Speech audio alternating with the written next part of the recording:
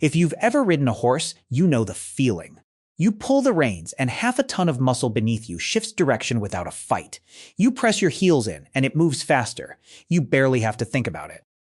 A wild animal, descended from creatures that once outran wolves across open plains, now willingly lets you sit on its back and steer it wherever you want to go. Now, if you've ever stood in front of a zebra enclosure at a zoo, you know a completely different feeling.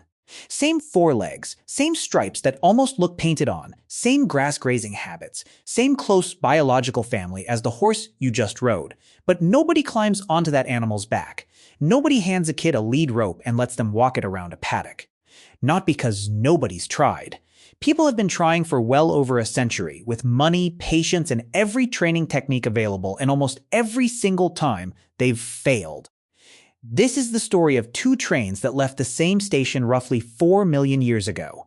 One train headed toward humans and eventually accepted the bridle, the stable, the saddle.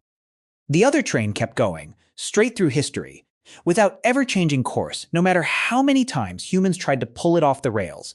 And what split those two trains apart wasn't that zebras were somehow dumber, weaker, or vaguely more wild than horses. It split because of something very specific. The social structure their ancestors evolved never gave humans a single seat of power to sit in and control the whole herd from. Let's start with the side that won the domestication race. Domestic horses, the ancestors of every horse you've ever seen, were first tamed by the Botai culture in what's now Kazakhstan, roughly 5,500 years ago. That wasn't a random event, and it wasn't luck either. Wild horses live in a herd structure that's remarkably clear-cut, called a harem band, one dominant stallion leading a tight group of mares and foals who follow, a fixed order, day after day without much variation.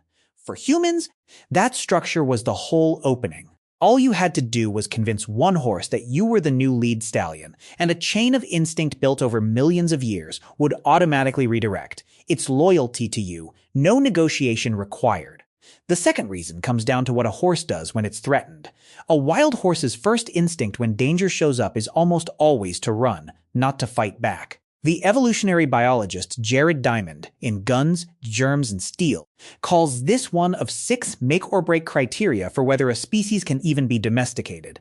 A low tendency toward panic, and when panic does hit, a preference for fleeing rather than lashing out. An animal that runs first is an animal a human can contain with a fence and a lead rope. The third reason is written straight into the genome. A study published in the journal Nature in 2021, led by geneticist Ludovic Orlando at the CNRS Research Center in France, traced almost every domestic horse alive today back to a single population from the steppe between the Volga and Don rivers, more than 4,000 years ago. Within just a few hundred years after that, this one bloodline had almost completely replaced every other wild horse lineage across Eurasia. Humans were selecting fast, keeping the most obedient individuals, and breeding them at a pace unmatched by any other large animal domestication in history. But here's the twist. While horses were being tamed and bred across Eurasia thousands of miles away in Africa, humans were attempting the exact same thing with zebras and running into a wall almost every time. The clearest turning point came in the late 19th century, when the British naturalist Walter Rothschild trained a handful of zebras to pull a carriage through the streets of London just to prove it could be done, and he did prove it. But only with a few carefully chosen individuals and an extraordinary amount of specialized training that most breeders simply couldn't replicate. No mass breeding program ever followed. Not a single African farm ever domesticated zebras at industrial scale, even though European colonizers kept trying for more than 100 years, with every tool, every ounce of colonial ambition, and every economic incentive in the world to make it work. The idea kept resurfacing generation after generation, and it kept failing in almost exactly the same way. Now look at the side that never boarded the domestication train at all. The first reason comes down to social structure itself. Biologist Daniel Rubenstein at Princeton University has spent decades studying zebra behavior, and he's found that several zebra species, especially Grevy's zebra, don't have anything like the fixed harem bands horses do. Females move freely between the territories of different males, and social alliances form and dissolve constantly. There's no stable leader position for a human to step into. because the species itself doesn't organize around one fixed leader to begin with. The second reason is what happens when a zebra gets cornered, and this is the sharpest difference from horses. Zebras evolved to survive alongside lions, hyenas, and wild dogs, and for them, simply running away has never been enough on its own. When one gets caught, it doesn't just struggle and give up, it bites down and holds on, while landing kicks powerful enough to break a full-grown lion's jaw or crush a skull. Wildlife handlers have long noted that zebras injure zookeepers more often than most of the supposedly more dangerous predators kept in the same facilities. This isn't some random burst of aggression. It's a survival strategy shaped over millions of years of direct, close-range confrontation with Africa's top predator. The same reflex that keeps a zebra alive against a lion is the exact reflex that makes it nearly impossible to train with a whip, a rope, or gentle reassurance, because its instincts simply don't recognize surrender as an option worth taking. The third reason loops right back to Jared Diamond's 6 criteria. He calls this the Anna Karenina principle, borrowing from the novel's famous opening line that every happy family is alike, while every unhappy family is unhappy in its own way. A species only needs to fail one of 6 tests: growth rate, diet, breeding in captivity, temperament, panic tendency, and social structure for the entire domestication process to collapse. Zebras failed 2 of those tests at once: temperament and social structure, and for Diamond, failing even one was already enough to close the door for good. It's worth saying that this framework is a generalization, not a law of nature, and researchers still debate exactly how much of the failure comes down to temperament versus social structure versus something we haven't fully measured yet. But across a century and a half of attempts, the pattern has held up remarkably well. But hold on, don't rush to file this away as horses winning and zebras losing. There's a detail most people skip over. The very process that domesticated horses came with a real cost attached, one that took generations to show up.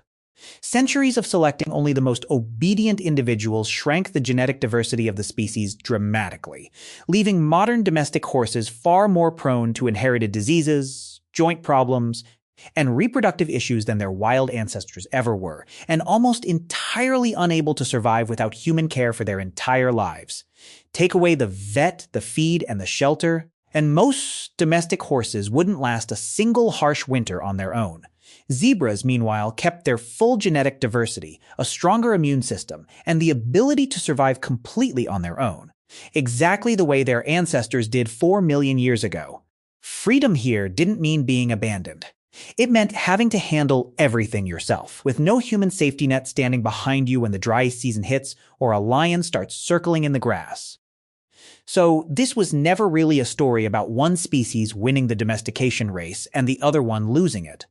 These are 2 entirely different trade-offs. Horses traded away their independence for protection, guaranteed food, medical care, thousands of years of careful breeding in exchange for permanent dependence on human hands.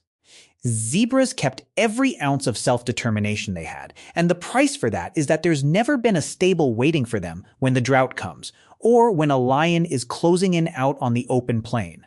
Back to those 2 trains that left the same station 4 million years ago. Today, one of them has come to a full stop, parked in farms, racetracks, riding schools, and maybe even your own backyard if you happen to keep horses. The other one is still running, cutting straight across the Serengeti at full speed, never changing course, never slowing down, still answering to nobody but its own instincts. Africa's entire safari tourism industry exists today precisely because of that untamable wildness, millions of dollars a year, built entirely on an animal that refused to be tamed. If zebras had ever surrendered the way horses' ancestors did, there's a good chance nobody would fly halfway around the world just to watch them run free across the grasslands anymore. The obvious question everyone asks is which one actually has the better life, the domesticated horse or the permanently wild zebra? But that's the wrong question, and it always was. The real question is this: if you had to choose right now, how much of your own independence would you be willing to trade away just to have someone permanently by your side, feeding you, protecting you, and making the hard decisions for you when things get difficult? And how much of that same independence would you fight to keep, even if it meant facing every hard season completely on your own?